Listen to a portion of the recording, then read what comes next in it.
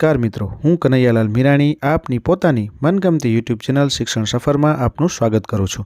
આ ચેનલ ઉપર શૈક્ષણિક માહિતી, અભ્યાસક્રમ, શિષ્યવૃત્તિ પરીક્ષાઓ, સરકારી યોજનાઓ, સ્પર્ધાત્મક પરીક્ષાઓ તથા કમ્પ્યુટર અને ટેકનોલોજીને લગતા વિડીયો અપલોડ કરવામાં આવે છે। હજી સુધી તમે જો આ ચેનલને સબસ્ક્રાઇબ ના કરી હોય તો સબસ્ક્રાઇબ કરી દેજો, તમારા મિત્રોને શેર કરી દેજો અને બેલ આઇકન દબાવી દેજો જેથી અમારા નવા વિડીયોની અપડેટ આપને મળતી રહે। નમસ્કાર મિત્રો, આજે આપણે Gujarat secondary and higher secondary education board Gandhinagar દ્વારા તારીખ 18/1/2024ના રોજ લેવાયેલી એકમ કસોટી ધોરણ 9 ગણિત વિષયની અંદર જે એકમ કસોટી લેવાયેલી છે તેનું સંપૂર્ણ સોલ્યુશન આપણે જોઈશું। આજે આપણે આ વિડીયોની અંદર જે પ્રશ્ન બેંક નંબર 5 છે એ પ્રશ્ન બેંક નંબર 5નું સંપૂર્ણ સોલ્યુશન જોઈશું, જે તમને પ્રશ્ન બેંકમાંથી તમારા ટીચર છે એ તમને લખવા માટે આપશે, જેના કુલ ગુણ 25 રહેશે અને એ 25 ગુણનું પેપર તમારે લખવાનું છે। પરંતુ આપણે આ વિડીયોની અંદર આ સંપૂર્ણ પ્રશ્ન બેંક નંબર 5 છે એ પ્રશ્ન બેંક નંબર 5નું સંપૂર્ણ સોલ્યુશન આપણે જોઈશું અને ગણતરી સાથે આપણે દરેક દાખલાને અહીંયા કને ગણીશું। તો ચાલો આપણે હવે આપણા સોલ્યુશનની શરૂઆત કરીએ, જે પ્રશ્ન બેંક નંબર 5 છે એની, અને એ પ્રશ્ન બેંક નંબર 5નું સંપૂર્ણ સોલ્યુશન આપણે જોઈએ। સૌથી પહેલાં છે વિભાગ એ, એમાં ખરા કે ખોટા તે જણાવો। તો એની અંદર સૌથી પહેલું, લંબચોરસ એ સમાંતર બાજુ ચતુષ્કોણ છે, તો ખરું। 2, લંબચોરસ એ ચોરસ છે, તો ખોટું। 3, સમાંતર બાજુ ચતુષ્કોણના સામસામેના ખૂણા પૂરક હોય છે, ખોટું। 4, સમાંતર બાજુ ચતુષ્કોણના એક વિકર્ણ વડે બે ત્રિકોણમાં વિભાજન થાય છે, તો એ સાચું। 5, ચોરસના વિકર્ણો પરસ્પર કાટખૂણે દુભાગે છે તથા સમાન હોય છે, એ સાચું। ચલો એના પછી ખાલી જગ્યા પૂરો। તો સૌથી પહેલું, સમબાજુ ચતુષ્કોણ ABCDમાં વિકર્ણો AB બરાબર 16 સેમી તથા વિકર્ણો BD બરાબર 12 સેમી હોય તો AB બરાબર ખાલી જગ્યા સેમી છે, તો જવાબ આવશે 10 સેમી।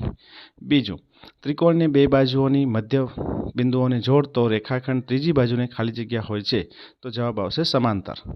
3, ચતુષ્કોણ ABCD સમાંતર બાજુ ચતુષ્કોણ છે, જો ખૂણો A બરાબર 105 હોય તો ખૂણો C બરાબર ખાલી જગ્યા, તો જવાબ આવશે 105 અંશ। 4, જો ચતુષ્કોણના વિકર્ણો સમાન તથા તે પરસ્પર કાટખૂણે દુભાગે તો ચતુષ્કોણ ખાલી જગ્યા છે, તો જવાબ આવશે ચોરસ। 5, સમબાજુ ત્રિકોણ ABCમાં AB, BC, ACના મધ્યબિંદુ અનુક્રમે D, E, F છે। AB બરાબર 6 સેમી હોય તો ચતુષ્કોણ DECFની પરિમિતિ ખાલી જગ્યા છે, તો જવાબ આવશે 12 સેમી। ચલો પછી વિકલ્પ પસંદ કરી જવાબ આપો। પહેલું, જો ચતુષ્કોણના વિકર્ણો સમાન ન હોય તો પણ પરસ્પર કાટખૂણે દુભાગે છે તો ચતુષ્કોણ ખાલી જગ્યા છે, તો જવાબ આવશે D, સમબાજુ। બીજું, AB અને CD જેના વિકર્ણ હોય તે ચતુષ્કોણ ખાલી જગ્યા છે, તો વિકલ્પ D, ADBC। ત્રીજો, ત્રિકોણ ABCમાં AB, BC અને ACના મધ્યબિંદુ અનુક્રમે DE અને F છે। ત્રિકોણ DEFની પરિમિતિ 12 હોય તો જવાબ આવશે B બરાબર 24। ચોથું, ખાલી જગ્યા કે જેનો એક કાટખૂણો હોય એવો સમાંતર બાજુ ચતુષ્કોણ, તો C, લંબચોરસ। ચલો પછી આવશે જોડકા જોડો। તો એની અંદર A અને B વિભાગની અંદર સૌથી પહેલું, સામસામેની બાજુ સમાન તથા વિકર્ણ સમાન, તો એમાં ત્રીજું લંબચોરસ। બધી જ બાજુ સમાન તથા વિકર્ણો કાટખૂણે દુભાગે તો સમબાજુ। ચલો એના પછી આપણે આગળ જોઈએ, એની અંદર જોડકાની અંદર બીજું, A વિભાગ અને B વિભાગ। તો પહેલું, બધી બાજુઓ સમાન તથા વિકર્ણો સમાન અને કાટખૂણે દુભાગે, તો એ આવશે બીજા નંબર ઉપર ચોરસ।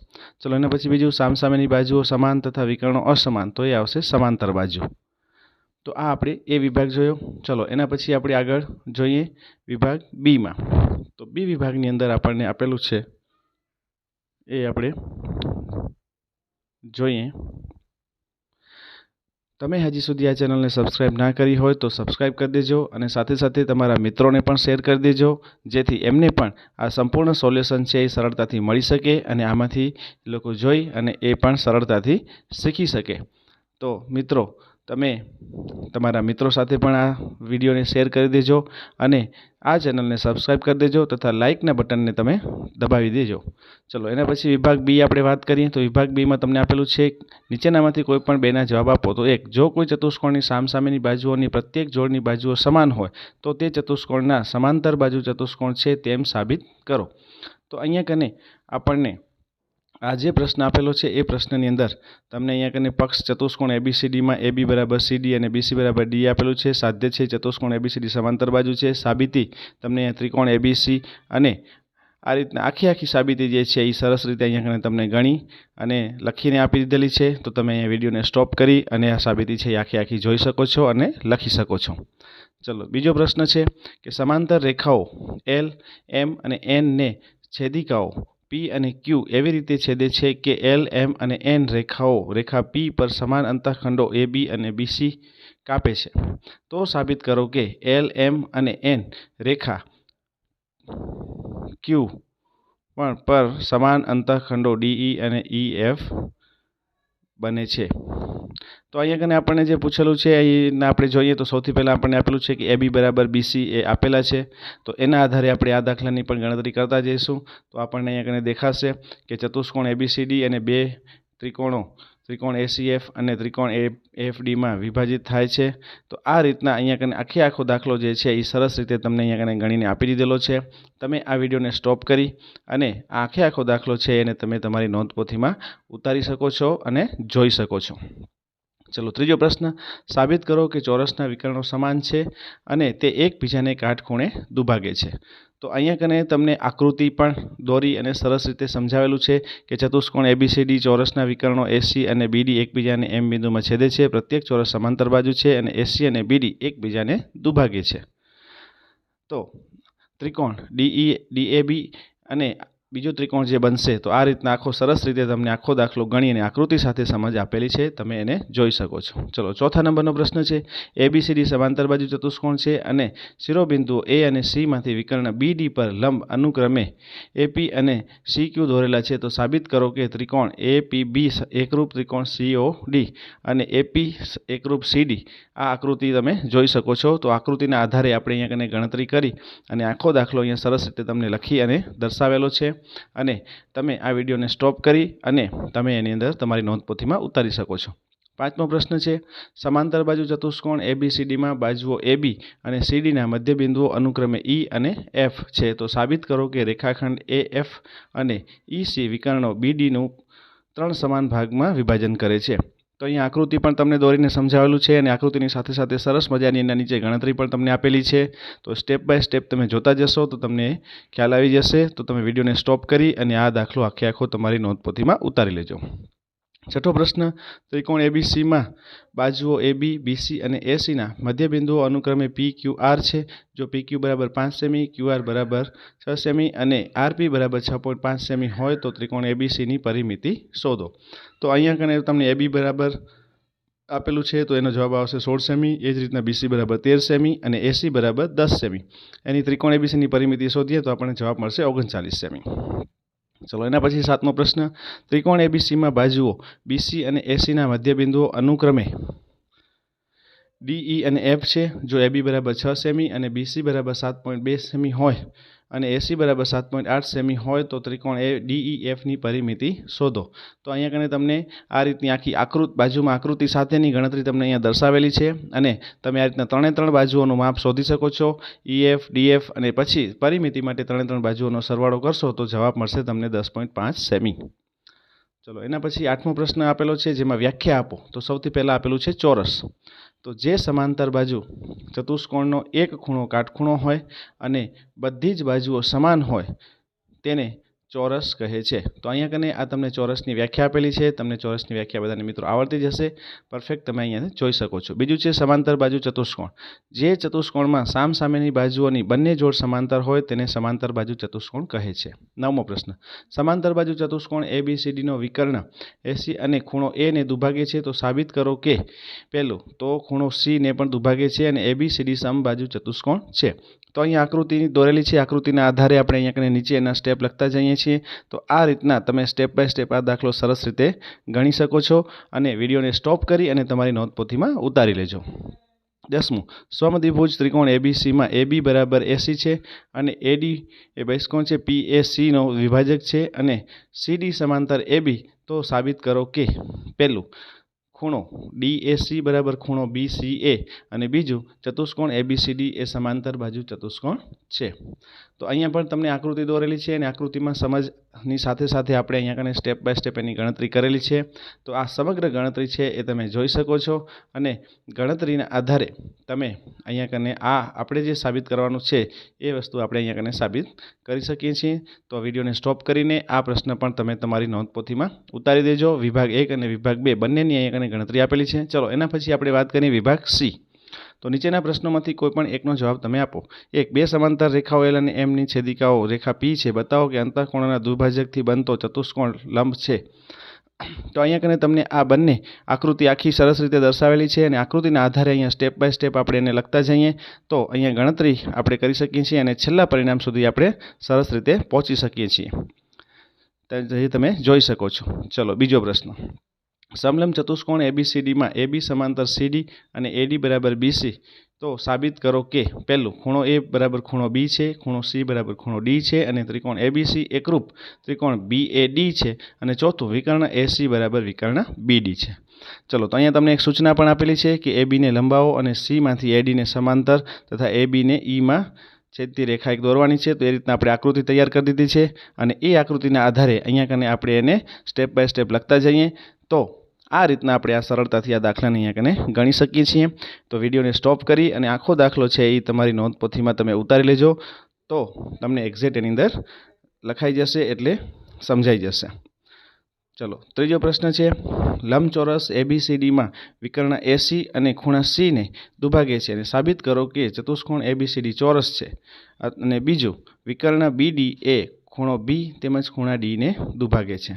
તો આ રીતના અહીંયા કને આપણને રકમ આપેલી છે. તો આપણે ચલો એની ગણતરી અહીંયા કને જોઈએ. તો સૌથી પહેલાં આકૃતિ છે એ આપણે દોરી લીધી છે. આકૃતિ પરથી આપણે અહીંયા સરસ રીતે એની આખી ગણતરી છે એ સમજી શકીએ છીએ અને આ ગણતરી જે છે એ સરસ રીતે તમને અહીંયા સમજાવેલી છે. આખું બધા જ સ્ટેપ લખેલા છે. તો વિડીયોને સ્ટોપ કરી અને આખો દાખલો તમે લખી લેજો. ચોથો પ્રશ્ન. ત્રિકોણની બે બાજુઓના મધ્યબિંદુને જોડતો રેખાખંડ ત્રીજી બાજુને જશે છે. તો આપણે અહીંયા કને પક્ષ, સાધ્ય અને સાબિતી આ ત્રણેય સ્ટેપમાં આ દાખલો છે એ આપણે અહીંયા કને ગણેલો છે. તો તમામ સ્ટેપ અહીંયા લખેલા છે. તો તમે વિડીયોને સ્ટોપ કરી અને આ પણ તમારી નોટપોથીમાં લખી લેજો. પાંચમો પ્રશ્ન. ચતુષ્કોણ ABCDની બાજુઓ AB, BC, CD અને DA ના મધ્યબિંદુઓ અનુક્રમે P, Q, R અને S છે. તો AC તેનો વિકર્ણ છે. તો સાબિત કરો કે SR સમાંતર AC અને SR બરાબર 1/2 AC થાય. તો અહીંયા કને આપણને આ રીતના અલગ અલગ ત્રણ પ્રશ્ન પૂછેલા છે. તો આકૃતિના માધ્યમથી આપણે એને સમજતા જઈએ તો સરળતાથી આખી ગણતરી આપણે સમજી શકીએ છીએ. અહીંયા તમામ સ્ટેપ સાથે આખી ગણતરી છે એ તમને દર્શાવેલી છે. તો વિડીયોને સ્ટોપ કરી અને આખી ગણતરી છે એ તમે તમારી નોંધપોથીમાં ઉતારી લેજો. છઠ્ઠો પ્રશ્ન. ત્રિકોણ ABCમાં ખૂણો C કાટખૂણો છે. કર્ણ ABના મધ્યબિંદુમાંથી Mમાંથી પસાર થતી અને BCને સમાંતર રેખા BC છે ને Dમાં છેદે છે. તે સાબિત કરો કે પહેલું D એ ACનું મધ્યબિંદુ છે, MD લંબ AC છે અને CD બરાબર AM અને બરાબર 1/2 AB થાય. તો આ ત્રણ પ્રશ્નો છે એ આપણે સાબિત કરવાના છે. તો સૌથી પહેલાં આપણે આકૃતિ દોરી લઈએ અને આકૃતિ દોર્યા બાદ આખા સ્ટેપ બાય સ્ટેપ અહીંયા કને આપણે ગણતરી કરી શકીએ છીએ. તો આ આખી ગણતરી આપણને ત્રણ પરિણામ છે એ આપણે આ રીતના મેળવી શકીએ છીએ. તો તમે તમારી નોંધપોથીમાં આ દાખલો ઉતારી દેજો. ચલો પછી પ્રશ્ન 2 જેની અંદર વિભાગ A. નીચે આપેલા પ્રશ્નોના જવાબ લખો. પહેલું વર્તુળની કેન્દ્રમાંથી જીવા પરનો લંબ ખાલી જગ્યા દુભાગે છે. તો જીવાને. પછી બીજું વર્તુળના બે ભિન્ન બિંદુઓને જોડતા રેખાખંડને ખાલી જગ્યા વર્તુળની ખાલી જગ્યા કહે છે. તો જીવા.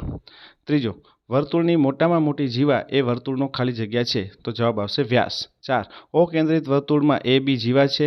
જો ખૂણો AB ને બરાબર 60 હોય તો ત્રિકોણ OAB બરાબર આપણને સમભુજ મળે. 5. ચક્રીય ચતુષ્કોણ ABCDમાં ખૂણો A બરાબર B બરાબર C છે.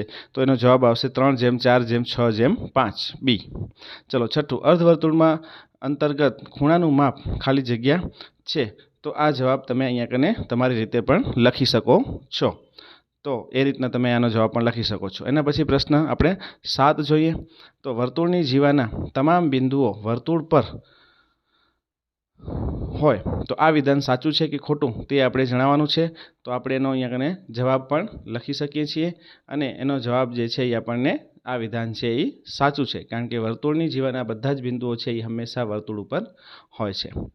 ચલો એના પછી આપણે 8મો.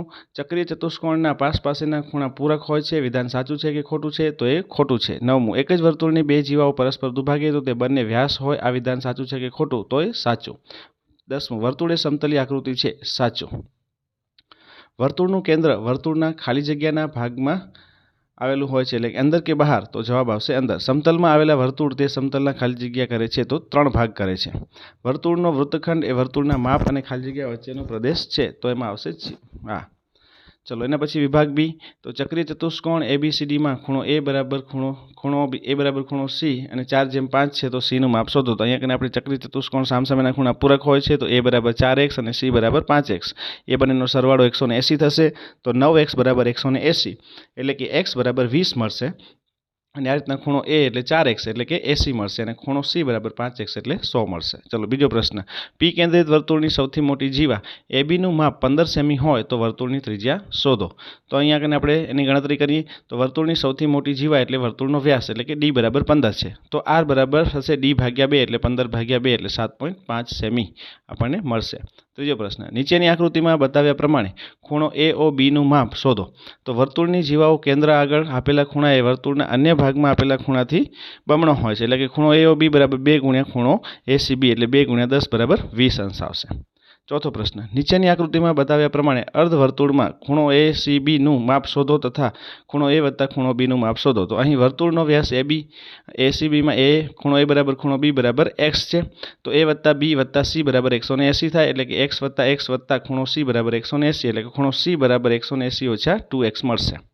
ચલો 5મો. P કેન્દ્રિત વર્તુળની જીવા AB ની લંબાઈ 16 સેમી છે અને તેનું કેન્દ્રથી અંતર 15 સેમી છે. જો આપણને હોય તો વર્તુળની ત્રિજ્યા શોધો. તો અહીંયા કને આપણે સૂત્ર મૂકી દઈશું અને સૂત્રની અંદર કિંમત મૂકશું તો આપણને અહીંયા કને 289 એટલે કે એનો વર્ગમૂળ કાઢશું તો 17 સેન્ટીમીટર મળશે. 6. O કેન્દ્રિત વર્તુળમાં ખૂણો AOB એ વિપરીત કોણ છે અને ABC વર્તુળ બહારના બિંદુઓ હોય તો આપણે આ રીતના ગણતરી કરી શકીએ છીએ અને વિપરીત કોણના આધારે 320 જવાબ મળશે. આકૃતિમાં બતાવ્યા પ્રમાણે ખૂણો PQR નું માપ શોધો. તો આકૃતિમાં અહીંયા તમને બતાવેલું છે, સૂત્રની અંદર આપણે કિંમત મૂકી દઈએ છીએ તો આપણને 50 ભાગ્યા 2 એટલે કે 25 અંશ મળશે. ચલો એના પછી 8મું. કોઈ ચક્રીય ચતુષ્કોણ PQRS ની આકૃતિ દોરી અને તેમાં આપણે P વત્તા Q વત્તા R વત્તા S નો સરવાળો શોધવાનો છે. તો ચતુષ્કોણના દરેક માપનો ખૂણો 360 થાય, એટલે ચારે ખૂણાનો માપનો 360 થશે. ચલો 9. ચક્રીય ચતુષ્કોણના PQRSમાં ખૂણો P જેમ P ખૂણો R અને 1/3 હોય તો ખૂણા R નું માપ શોધો. તો ચક્રીય ચતુષ્કોણ સામસામેના ખૂણા પૂરક હોય એટલે કે P બરાબર x તો R બરાબર 3x.